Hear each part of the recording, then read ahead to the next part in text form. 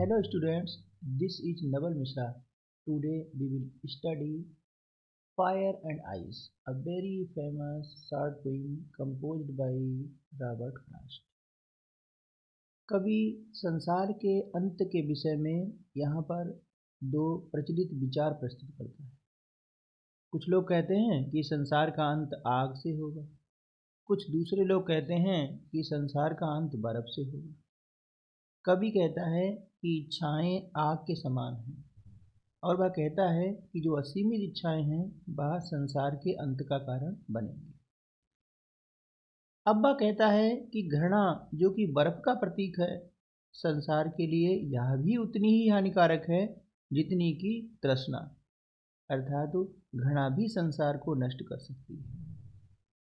आइए देखें कविता के बारे में। कविता का अर्थ समझते हैं।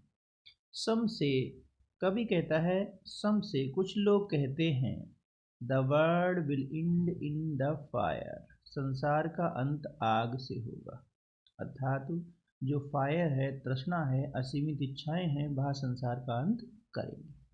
सम से कुछ लोग कहते हैं इन आइस, या दुनिया आइस के द्वारा समाप्त हो जाएगी। आइस का मतलब है घृणा, नफरत से समाप्त हो जाएगी। From what I have tested of desire, कभी कहता है वह इच्छाओं के बारे में जानता है। आई होल्ड विद दोज, और मैं समर्थन करता हूँ, पक्ष लेता हूँ, फेवर फायर, जो फायर की बात करते हैं। जो लोग कहते हैं कि असीमित इच्छाएं इस दुनिया का अंत करेंगी, मैं उनसे सहमत हूँ, मैं उनका पक्ष लेता हूँ कि असीमित इच्छाएं दुनिया का अंत करेंगी। But if it had to perish twice, लेकिन अब कभी कहता है कि यह दुनिया दोनों प्रकार से नष्ट हो सकती है, दोनों तरीक़ों से नष्ट हो सकती है। आई थिंक, मैं सोचता हूँ, आई नो, मैं जानता हूँ, इनफ ऑफ इट, कभी कहता है मैं नफ़रत को भी पर्याप्त जानता हूँ, मैं नफ़रत को भी पर्याप्त समझता हूँ।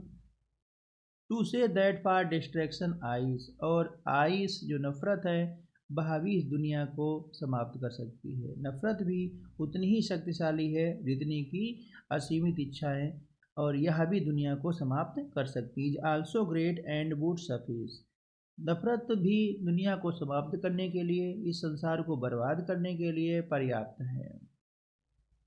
अब हम लोग देखते हैं इस कविता के कुछ खास माने। देखें, सम का अर्थ होता है कुछ, वर्ल्ड का अर्थ होता है संसार, पिंड का अर्थ होता है समाप्त, फायर का अर्थ होता है आग, यहाँ पर है सीमित इच्छाएं, आइस का मतलब होता है बर्फ, यहाँ पर है घृणा, डिजायर का अर्थ होता है इच्छाएं, फेवर का अर्थ होता है समर्थन करना, ट्वाइस का अर्थ होता है दो बार, पेरिस का अर्थ होता है नष्ट होना, इनफ का मतलब होता है पर्याप्त, हेट का मतलब होता है घृणा, और डिस्ट्रक्शन का मतलब होता है बर्बादी। ग्रेट का मतलब होता है महान, और सफिस का मतलब होता है इनफ, पर्याप्त। अब हम लोग देखते हैं इस कविता से कैसे कैसे क्वेश्चन पूछे जा सकते हैं। पेपर में इस कविता से 4 लाइनें दी होंगी, उसके नीचे 2 क्वेश्चन दिए होंगे। ये दोनों क्वेश्चन बहुविकल्पी होंगे और इनका जवाब आपको OMR पे देना होगा। कैसे क्वेश्चन पूछे जा सकते हैं? लाइनें दे रखी होंगी, आपसे पूछा जाएगा इन लाइनों का लेखक कौन है। तो आपको ध्यान रखना है इन कविता का लाइनों का लेखक है रॉबर्ट फ्रॉस्ट। अगला क्वेश्चन आपसे पूछा जा सकता है कि जो लाइनें दे रखी हैं ये किस कविता से ली गई हैं। तो कविता का शीर्षक आपको याद कर लेना है, fire and ice. Fire and ice पूछा जा सकता है कि इस कविता की जो कविता का जो लेखक है वो कौन है और कविता का नाम कौन है। मतलब आपको कविता का नाम अच्छी तरीके से याद कर लेना है, आपको कविता की लाइनें अच्छी तरीके से याद कर लेनी है ताकि आप पहचान लें कि ये कौन सी कविता है और किसके द्वारा लिखी गई है। तो इस तरीके से जो क्वेश्चन पूछा जाएगा आपसे वह 2 नंबर के होंगे, मतलब एक एक नंबर के 2 क्वेश्चन होंगे, 2 नंबर का वो होगा।